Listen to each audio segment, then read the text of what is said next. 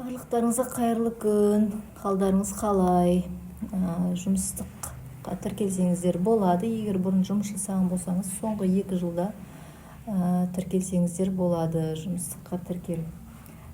Пособие алсаңыз болады. Выплата түседі. Сондықтан жұмыстыққа тіркеліп алсаңыз болады.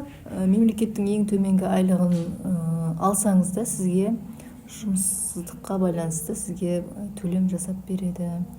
Жаңа бір кісіге шықты төлем 25 мың теңгеден 3 ай алатын болды. Оның айлығы вообще төменгі, ең төменгі айлық 85 мың сондай алады. Соның өзіне сондай шықты. Сондықтан бұрын жасаған адамдарыңыз, таныстарыңыз болса, осы стористі жіберсеңіздер болады. Жұмыстыққа тіркеп беремін және пособиясына көмектесемін.